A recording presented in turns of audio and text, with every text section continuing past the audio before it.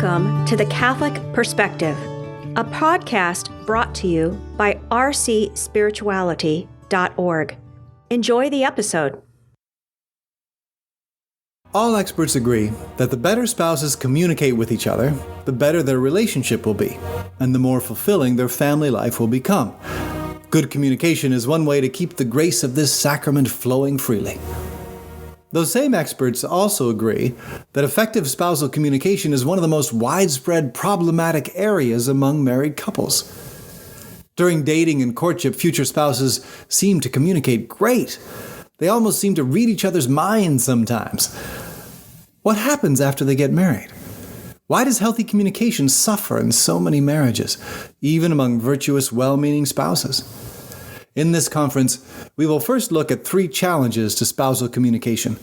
Then we will look at 2 pieces of practical advice about how to steadily improve spousal communication.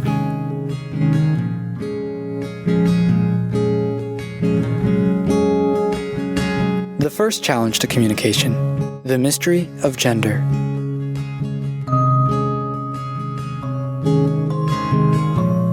The Bible tells us that when God created mankind, He created us in His own image and likeness. And then it says, male and female He created them. Adam and Eve are equal in their human dignity. Both are full human persons. And yet, they are profoundly different. And the complementarity of their differences is an essential part of how they image God. Scientists have been researching the differences between men and women for decades. Study after study shows that the complementarity between the genders goes far beyond mere sexual fertility. The realms of emotion, cognition, intellection, affection, and even the simple activities of hearing and seeing, in all of these areas and more, the genders differ complementarily. Science is confirming theology. God really did create us male and female, equal in human dignity, yet mysteriously and fascinatingly different. This difference is the first and most basic challenge to spousal communication. Men and women perceive and interact with reality in fundamentally different ways. Spouses can come to understand each other, but it takes intentional effort, and there will always be more room for greater understanding. Gender complementarity will continue to be a glorious, though sometimes frustrating, mystery.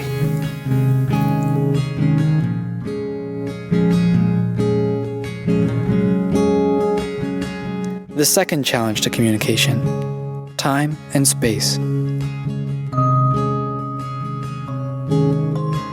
The human soul is spiritual. Although our minds work through material instruments like our 5 senses and our brain, our intellect itself is spiritual, not limited by time and space. But interspousal communication is limited by time and space.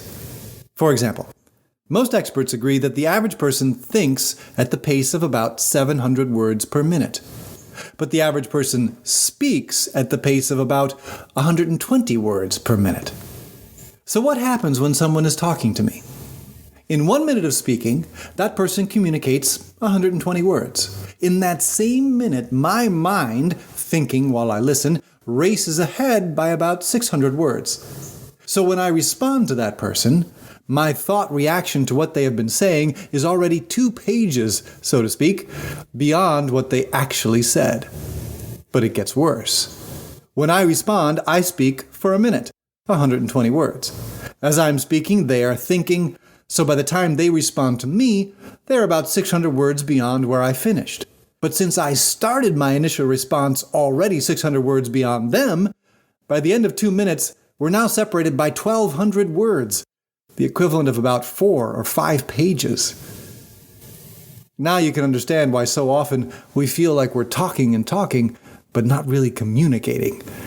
As spiritual beings living in time and space, we face significant challenges to communication.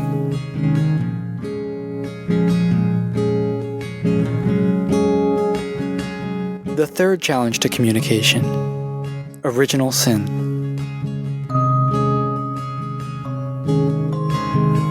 Besides the mystery of gender and the matrix of time and space, another factor that disrupts spousal communication is original sin. Because our human nature is fallen, we have deeply entrenched selfish tendencies that inhibit us from being good listeners. We tend to turn in on ourselves rather than be sincerely open to others. But that's not the only effect of original sin. Because human nature is fallen, very few families are perfect. As a result, we all grow up in imperfect households.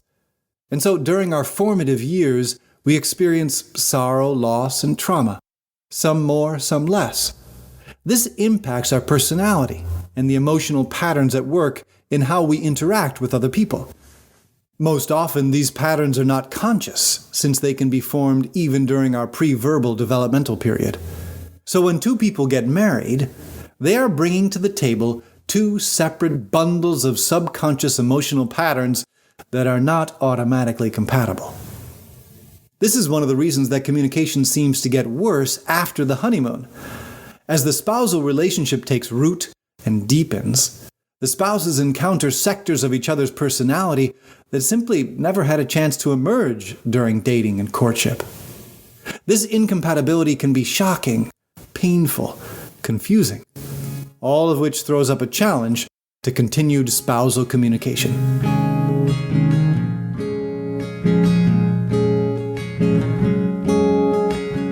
So what's the solution?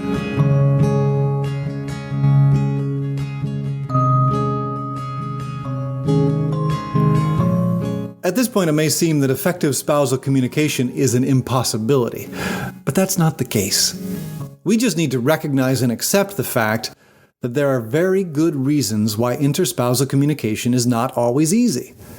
If we don't accept that, we will never make a firm decision to invest in improving our communication. We'll just think that it shouldn't be so hard, and we'll start blaming our spouse. It's not your spouse's fault. It's human nature's fault. So, what can we do about it? If both spouses are committed firmly and explicitly to growing in this area, then any of the many techniques, exercises, and pieces of advice offered by marriage experts and counselors will be helpful and fruitful. I want to share 2 pieces of advice offered by many of them, just to get you started.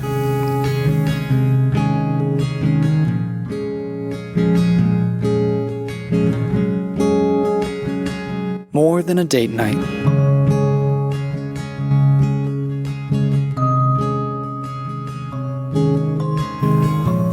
Most married couples have heard of the date night concept, taking one night every week or every 2 weeks where the husband and wife go out on a date just like they used to. The idea behind this practice is to intentionally create time and space for the intimate spousal relationship to reconnect, to synchronize. Between work and children and in-laws, between traffic jams and social media and extracurricular activities, there are so many demands on a married couple's time these days that they often drift apart from each other without even realizing it. The date night is designed to counteract this tendency. Unfortunately, date nights often don't work very well, for one simple reason. They become a time to talk about all the practical things that have been piling up unresolved. Before the spouses were married, they didn't share a home and a bank account and children. They didn't have to talk about insurance and home improvements and vacation and in-law issues. So when they went on a date, they could focus on each other, on simply enjoying each other's presence and exploring the mysterious attraction of the other person, of their ideas and feelings and dreams. A married couple needs to continue having conversations like that. But those conversations won't happen on a date night unless the slate is clean, unless other practical considerations are dealt with adequately in a different forum. So to make a date night work, it's important to also schedule time on a regular basis to deal with the practical things. One marriage expert recommends spouses in today's world to schedule 3 types of regular meetings. First, family business meetings. This is where both spouses can talk about money issues, school issues, medical issues, all the practical stuff. If this meeting is scheduled on a regular basis, the pile of unresolved questions and issues will quickly be reduced and stay reduced, relieving untold amounts of tension. Second, spiritual meetings. This is a time when the parents can get together and talk about their kids, about each child, the child's needs, strengths, weaknesses, opportunities. This is when the parents can get on the same page about how they are raising each child and how to work together for the best of their children. Again, if this meeting is scheduled on a regular basis, early Saturday mornings, over a cup of coffee, for example, the parents will stay up to speed on what's going on in their children's lives, relieving tension that can build up between spouses unintentionally. Third, date nights. With family business meetings and spiritual meetings happening on a regular basis, the slate will be clean, and a husband and wife can actually go on a date night that will feel like a real date, a real chance to enjoy and be enjoyed by the man or woman they married.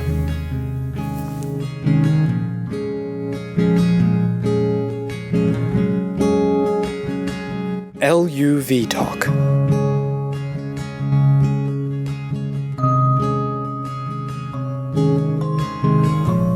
A second practice that can revolutionize spousal communication is what author and marriage counselor Michael Smalley has called love talk.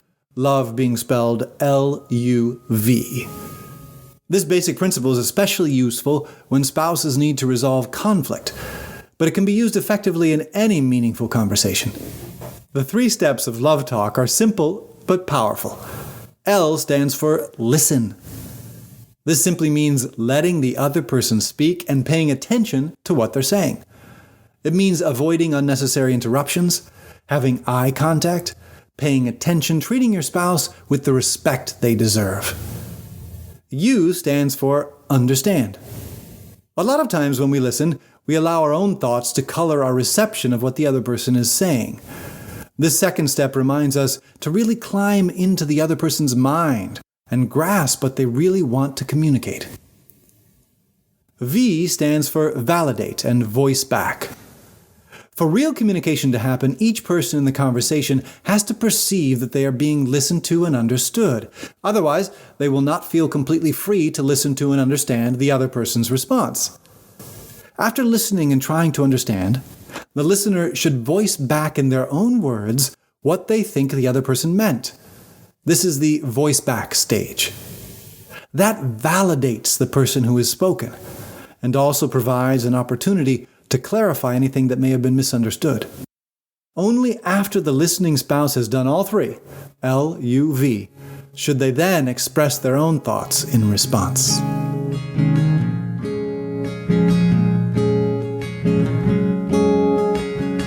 Conclusion. The journey towards perfection.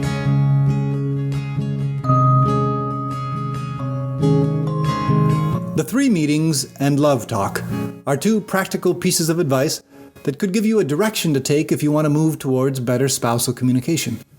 But no technique will bear fruit without a true desire and firm resolution to grow. And even with the desire and resolution, the challenges will all remain. Here on earth, we are always journeying towards heaven, which means that we will never achieve perfection. But that's okay. After all, the sacrament of marriage is not the goal of life, but a magnificent gift to help us towards life's goal, an ever-deepening and everlasting communion with God. You have been listening to The Catholic Perspective, a resource from rcspirituality.org. Please visit our website and check out more great resources to help you pray, learn, grow, and go.